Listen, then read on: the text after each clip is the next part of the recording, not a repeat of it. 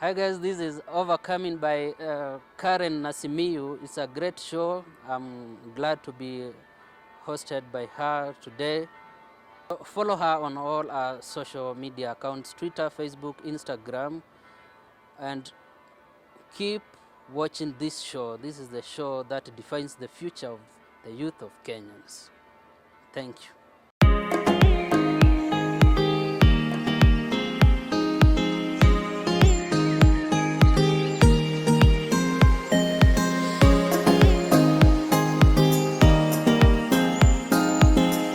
Hi guys, welcome back to yet another episode of Overcoming. Today we have an inspiring story from an award-winning journalist. He's a 4IR journalist, for the Industrial Revolution journalist. He's done this for several years. He's so good, he's excelled, and his story is going to be quite touching, and I'm so glad we have him on set today because we're going to learn so much. Let me ask you first this. Do you know anything about fourth industrial revolution? What comes to mind when you hear something of the sort? Well, Faustine Ngila is going to tell us more about this and so much more about his life, his career journey, and what made him choose these choices in his life. Okay? So sit tight, please remember to subscribe so that you won't miss any of these amazing stories. Karibu sana. Thank you. Let me just dive in first before I come back to who you are. Tell us about what is fourth industrial revolution? Fourth industrial revolution is an upgrade from the third industrial revolution. Remember, we had the first industrial revolution, which was the agrarian revolution. We learned that in school. Then we came to the second industrial revolution. That was the period after the Second World War. Then we had the third industrial revolution, the period between 1980 and 2002. Then in 2003, we entered into the fourth industrial revolution. And if you look at the period between 2003 and 2010, that's when most of the major tech giants were launched. That's when the ideas were created and made into businesses. This is Facebook, Twitter, LinkedIn. WhatsApp is even under that category. Yes. YouTube, you see. Google came earlier and Amazon in 1994. Those were launched in the third industrial revolution, but they upgraded into the fourth industrial revolution. So when we talk about 4IR, we are talking of a number of technologies that will mold or are already molding the future. And we start with the big data. Big data is at the center. It's called big data analytics. Then we have artificial intelligence. Then blockchain technology. Yes. Then we have Internet of Things. Yes. We have virtual reality and extended reality. I know you have heard of augmented reality. Yes. Yeah, it's the same idea but done differently. Then we have what IBM is calling quantum computing. Oh. Yeah, and then we have cloud computing. Yes. Oh, then we have telemedicine. I know you have used an app to check your health. Yes. Yeah. We have I telemedicine. think everybody's engaged into that one. Yeah, and then we have the latest that came to Kenya, 5G. We have the fastest internet speeds. Yes. And then we have fintech, agritech, insurtech, edtech.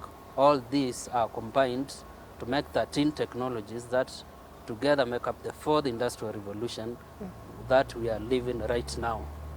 Yeah. Well, I told you he's quite vast in this technology thing, so I'm sure we're going to learn so much about that. Before we proceed, tell us about yourself. Who is Faustine? Faustine Ngila is a simple man who speaks and writes in two languages professionally, Swahili and English. So I'm a journalist by profession, and my passion is so much into technology. And I do this in both languages, Swahili and English. Yeah, so you're quite versed in both languages. Yes. So what made you what made you decide to be a journalist? Why not a doctor? At what age, maybe? I think In my childhood, let's talk from the age of 7. From the age of 7 to 13, when I did my KCPE, I was passionate about journalism, more so broadcast journalism. Oh, Because I remember when we were taught to read passages in Swahili or English in class, yeah. I would read like the real Like journalist. journalist. In fact, I would copy the voice of Chalo Juma, you know him, of KBC. Yes, yes, yeah. So coincidentally, one day it happened that our school was chosen for the KBC Kipindi cha Watoto that used to appear every Saturday. Which school was it? That school is Wautu Primary School, and it's located in Makueni County. Oh, wow. Yeah, so I was the lead anchor during that short radio program, which everybody still remembers in our village. So that was when I was 13, but when I went to high school, Makueni Boys High School, that passion disappeared. My passion for media disappeared altogether.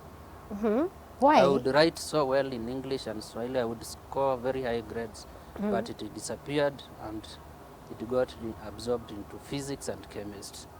So when I joined Maseno University, You I joined was the not- university not knowing what you're going to pursue. when I applied, I applied for IT related courses and computer science. But then I did what I would say at that time, what I would call a mistake. I placed media at the bottom. So JAB went ahead and selected that one. Media It for was you. the choice 4.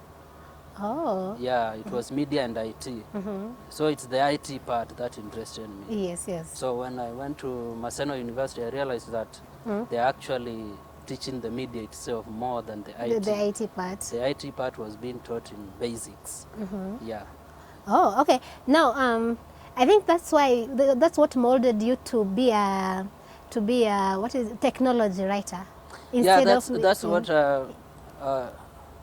eventually led me to technology, because even throughout the 4 years, I never loved media.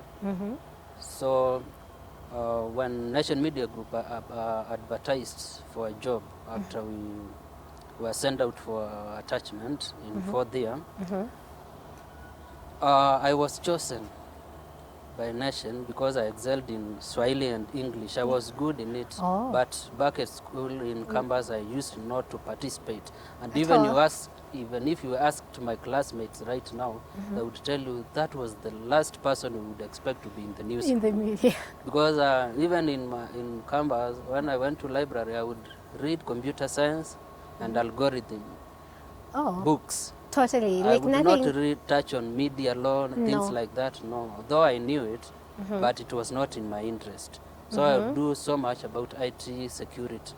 So at the point when we were sent for attachment, you see, you have graduated, you are waiting to graduate, but you don't have a job. Yes. So at that time, you accept anything that comes your way because you don't know Yeah, the future. true. It happens to most of us. So when Nation advertised for Swahili sub-editors online, I applied. We were 8 of us, 2 of us were selected. Oh, So I joined as an online sub-editor. I did my attachment of 3 months and then left. you are finally. Then I was called to QTV. I did TV for 6 months, but applied back to editorial because I loved writing. So I wanted to start now shaping my career. But I was still so much into technology than media itself. So the media thing, I was doing it to earn a living. Life was so tough. Yes. As maybe you wait. Yeah. So in 2016, I started tracing back. I realized that Nation Media Group seemed to have made a mistake to pick me as an online sub-editor, yet have not been a writer first. You see, it's like law. You first become a Yes. lawyer, magistrate, then judge. Yes, yes. You take the steps. Don't just become a judge. Yeah, so true. you just can't become a sub-editor. Yeah. You start from writing, then sub-editing. Yeah. So that's when I started writing technology. in English and Swahili. And I realized that the field was so empty, there was a gap that needed to be filled. True. Yeah, even right now it's big because Yeah. it's only nation doing it. Yeah. So I started writing about these big technologies, blockchain. So I would get a lot of following from the US and UK. Yeah, but Kenya is still, But we're not embracing it as much. they don't see the value there because we only have a few guys. It's less than very few people who understand this technology. Talking about Kenyans embracing technology, Yeah. do you think, in your own opinion, Yes. do you think we know enough about technology and all its associates to embrace it? We still lag behind. What do you think is our position currently? When I'm asked about Kenya, I always want to compare it with the rest of Africa. Yes, You please. find that Kenya is top in terms of policies and adoption and even the awareness.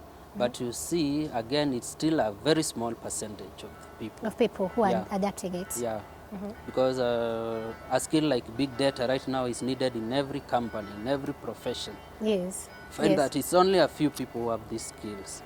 So, yes, we are doing well in Africa, but globally we are doing badly. Because blockchain is being adopted in the US, in China, in Europe. But in Kenya, since our report was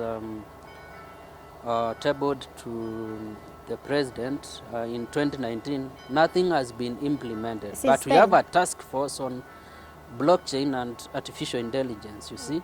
So we know what we want to do, but implementation has been a problem since we discovered it. Yes. Anyway, you know, when it comes to technology, people usually say they're afraid to embrace technology because they think their privacy is going to be exposed somewhere.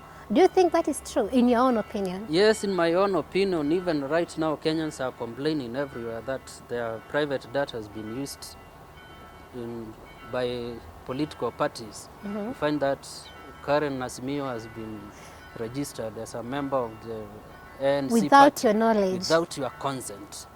So you wonder at what point did my private data leak to political parties? Yeah, true. So that is the question that we have, and Kenya again is lucky to have the first data law in East Africa. We have the Data Protection Act. And again, we have the Office of the Data Commissioner who looks into these regulations. But you find that on digital literacy perspective, we are lagging so behind, because your phone is the first point where your data is picked. Yeah, true. Because you have some of us have even 30 apps. Yeah, and every Kenyan has apps. at least 5 apps that are picking data every day about what you do. Yes. You see? Now, with that happening, do you think, is there something we can do? Maybe, I don't know if it should be some sort of literacy for us to know how to protect ourselves from happening. We need a lot of awareness from the Ministry of ICT and the Office of the Data Protection Commission. Yeah, we need countrywide awareness. We need it on social media. We need it. Will it help? Will it help? Yeah, it will help because you have your phone. It's an iPhone. It's one of the best in security, but you don't know where to switch off these apps. Where to disable them against picking your personal data. You see? Yes. Yeah. The moment maybe the apps people need to be taught. This is how it is done. It can be on social media, it can be on webinars, it can be even physical meetings. This should be a campaign.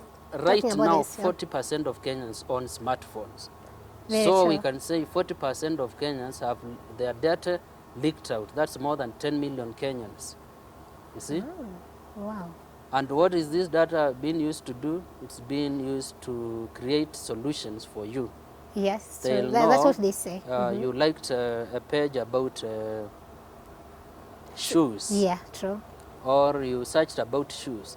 Then you find that in the next 2 minutes, an advert of the best shoes in Nairobi pops up. In your apps. In your apps.